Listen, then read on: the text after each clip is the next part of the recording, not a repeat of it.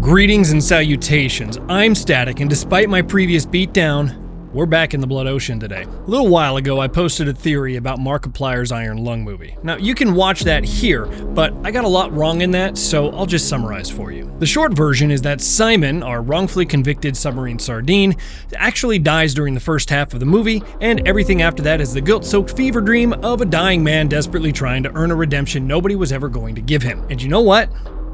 Some of you agreed with me. A lot of you told me I needed to touch grass. But then the movie hit digital release, and I did what any reasonable, well-adjusted adult with a family and a full-time job would do. I bought it immediately, sat down, and spent the next 6 weeks picking it apart frame by frame. And I have a confession. 2 of my biggest pillars from the previous theory, they crumbled. I want to talk about those real fast, okay? First, the pictures. In part 1, I made this big deal about how Simon Sub downloads images from the wrecked SM-8 and how those images were suspiciously identical to shots Simon had already taken. Spooky, right? Proof the world was looping in his head? Except, no. I got that completely wrong. When Simon connects to the black box, the computer very clearly states, starting transfer, insufficient privileges. The transfer fails. Those were Simon's own pictures the whole time. Many of them snapped while the camera button was taped down. Big shout out to Renaissance Makoto 2870 for catching that one. Second, the password. In part 1, I pointed out that the admin password given near the end of the movie changed mid-conversation. Ava says one thing, Simon asks her to repeat it, and she says something different. In the digital release, they're identical. So I have to concede this one. But I saw this movie 3 times in theaters, and because I am exactly this kind of person, I recorded the audio on that last viewing. So before I let this go entirely, listen for yourself. Go to the computer, press Control-Alt-Shift-9. You should see a window pop up, username, admin, password, all caps, ZX11F26A311. What? Password, all caps, 7X11F26-A311. Tell me when you have it. Okay, that's the theatrical cut. Now, maybe it was just an oopsie that got patched before digital. That's the most likely explanation, which is why I'm filing this one under speculation and not evidence. But a password that has to be spoken twice in the same scene doesn't feel like the kind of thing you improvise. That had to be written down in the script. But since I don't have access to the original drafts of the script, I'm letting it go. It's still plausible. So, 2 pillars down. You'd think that'd shake my confidence. No. It did the opposite. Because while I was in there frame counting, I found something so much better. Something with math. Let's set aside all the philosophical dying brain stuff for a second and ask the dumbest, most literal question possible. Could a human being physically survive what happens to Simon during the crash? Quick refresher. Simon rams the giant skeleton fish, the ship gets yanked around like a toy by an eel even bigger than the skeleton fish, and Simon goes flying into the wall with the fire extinguisher on it. We hear a skull crack that would make a Foley artist weep. Then he flips over and lands face first on the far back wall, and while it does appear as though he lands fairly flat, he hits his head hard enough to render himself unconscious. Here's the obvious detail that is so easy to dismiss. On the front console, there's a pressure gauge. Deeper water, or blood, means higher pressure, so that gauge can double as a depth readout, similar to the vertical green bar next to the porthole. And in the middle of this deep-sea tussle, that gauge drops from over 12,600 pounds down to about 8,400. In a single 60th of a second. I ran the numbers. Full breakdowns and formulas used are in the description for my fellow turbo nerds, but here's the 10,000-foot view.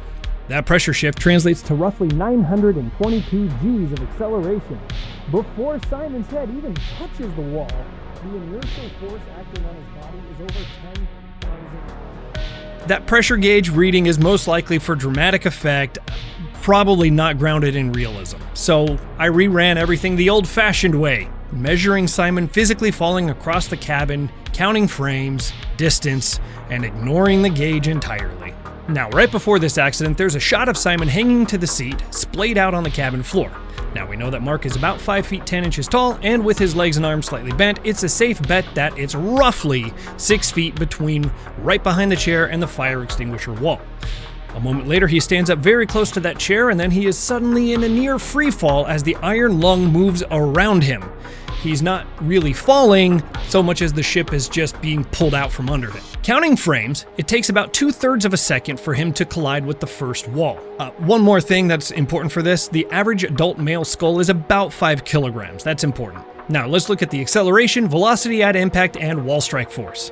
I'll show you the formulas for each up on screen, and feel free to check my math. Yeah, I may have gone a little deep on this one. That's 2,750 newtons right to the back of the skull. Here's a chart of relevant impact forces and their associated risks. Now, before you run off to the comments to tell me how wrong this is, I will be the first to admit that there are a lot of variables that go into this. These are not concrete numbers, but even still, nearly doubling the high end of the skull fracture zone force does not bode well for our hero. Mind you, that's just impact number 1. He immediately smacks the front of his head on the back wall, which in the medical world is a textbook coup contra coup injury. I don't know if I'm saying that right. Your brain slams one direction, bruises, then rebounds and bruises the other side. 2 fatal range impacts back to back.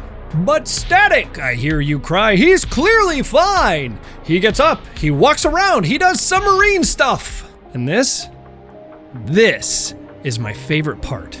It is extremely well documented in trauma medicine that catastrophic head injuries are frequently not immediately incapacitating. There's a phenomenon called a lucid interval, sometimes called the talk and die syndrome if you want to look it up, where someone with a fatal brain bleed can stand up, talk, walk around, and appear totally functional. And then, over the next several minutes to hours, as the pressure inside the skull builds, they deteriorate into confusion, into delirium, and eventually into the kind of behavior where a man might think they are, ripping their arm off to fight a fish god with a tiny fire extinguisher. Throw in a healthy dose of adrenaline masking the injury, and the entire back half of this movie plays out exactly like a textbook description of a fatal brain bleed in progress. The apparent normalcy, the escalating madness, all of it. And here's the part that turns this from unlucky into doomed from the jump. The crash isn't even the only thing that should have killed him. Rewind all the way to the very beginning. 21 seconds in, David starts to say,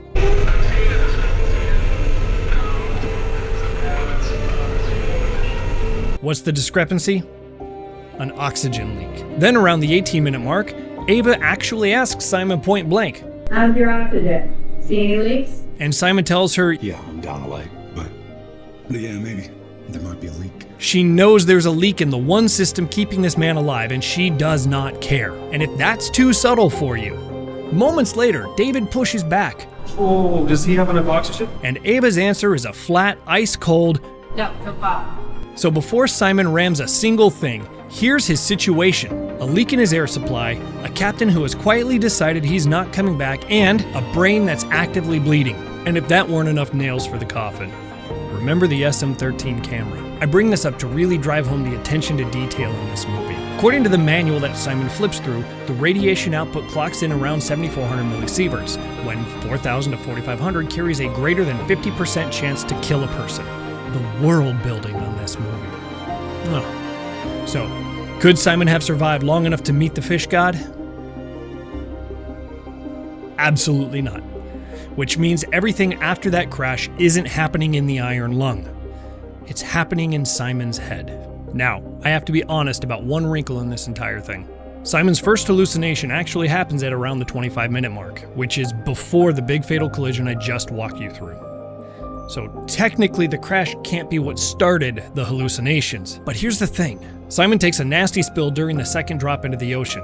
A full body slam onto the cabin floor with his face hitting so hard it fills his mouth with blood. So my working theory now is a little more nuanced. The drop, specifically the sudden stop at the end, rattled his brain enough to start the cracks, and the collision finished the job. Head trauma plus overwhelming stress is a perfectly good recipe for hallucinations. Okay, housekeeping done. Let me show you why I think almost everything we see is a dying mind at work. I told you, I went deep on this one. When Simon flips through the ship's manual early on, it reads like a table of contents for his own death. Engine restart procedure, which he has to do the second he wakes up. A fire suppression checklist, there's a fire later. A flooding procedure, a loss of communications checklist that's been completely redacted. Even the mention of the SM-8. Nearly every single thing in that manual comes to pass.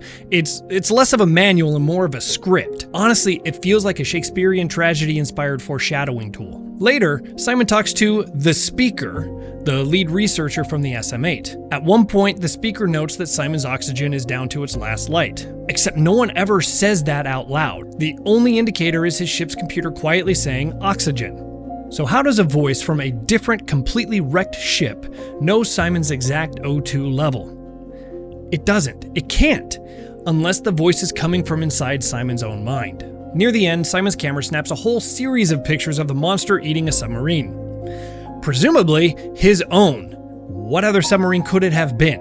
Which raises a small problem. There's no physical way the camera mounted on Simon's ship could photograph Simon's ship from the outside. Those shots cannot exist, unless these were never photographs at all, but his imagination rendering his fate in the only visual language he's got left.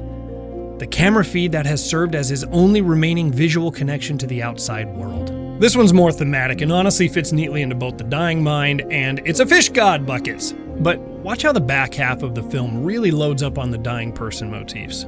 The speaker suddenly asks, "Do you believe in God?" And people finding God in their final moments is about as classic as it gets. Later, Simon quietly says, "Calling out for your mother as you die is heartbreakingly common. Whether he's dying on that screen or dying in a dream, his subconscious is doing exactly what dying minds do." Early on, blood drips onto Simon's hand. No reaction, barely a shrug. Later, a nearly identical drop hits his forehead and opens a laceration. His oxygen meter hits 50%, then it just stays there for an absurdly long time. And at one point it actually goes back up. Oxygen doesn't do that. At this point it's not an oxygen gauge, it's a video game health bar. And here's where the movie says the quiet part out loud. Remember that leak from the very beginning? The one Ava couldn't be bothered to fix? Around the 90-minute mark, Simon reconnects with Ava and she says it herself. "It's been days since your last contact. You should have run out of oxygen by now. How are you still alive?" Days. There is no version of the math where a leaking oxygen supply stretches across days. The movie is openly telling you the timeline doesn't work. And Simon's answer? It's the most haunting line in the entire film. I don't know. I thought I died. I might have died. That's not confusion. That's his subconscious cracking the door open on the truth his conscious mind can't face yet. The physics of his world have quietly stopped obeying the rules the way they do in a dream, right up until the tendrils grab his hand and things go full Cronenberg. Individually, sure, you could handwave any one of these. Together, they paint a very consistent picture of a man unknowingly narrating his own death to himself. So let me tie this off. And I want to do it by answering a genuinely great question I got. Logan asked me something that stopped me in my tracks. If this is all in Simon's head, then why, at the very end of the movie, do we see the black box floating on the surface of the blood ocean? And honestly, I think that's the most beautiful part of this whole theory. The black box was never about the data. It was about purpose. From the moment the COI dropped him into that ocean, Simon was force-fed one doctrine. This is bigger than you. Save humanity. And Simon, drowning in guilt over Filament Station, over the 63 people he couldn't save, needed that to mean something. He needed his death to matter. So his dying mind gives him the one thing the universe never would. An ending where it worked. Where the box makes it to the surface, where the sacrifice counts. That final shot of the black box bobbing on the blood isn't the mission succeeding.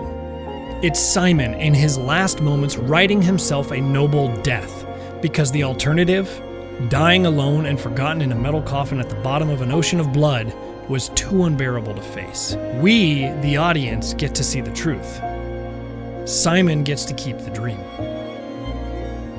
There is no fish god, there's no rescue, there's no redemption, not a real one. There's just an innocent man who tried to do the right thing, failed, and in his final moments gave himself the peace nobody else ever offered. This was never a monster movie. It's a story about guilt and death and one man's desperate, self-authored redemption. But that's just a theory. Seriously, how do people end these without saying that? Massive thank you again to Renaissance Makoto 2870 Logan and everyone else for talking about part 1 of this theory, for making this one even sharper. Even the parts where you proved me wrong. Especially those parts. Drop your take below, tell me where I've lost the plot, where I fell off my rocker, and if you made it all the way to the end of a 2-part video about my obsession with submarine brain trauma. I love you all. Thank you so much for watching, and as always, until next time. Individually, sure, you could handwave any one of these. Together, they paint a very consistent picture of a man unknowingly narrating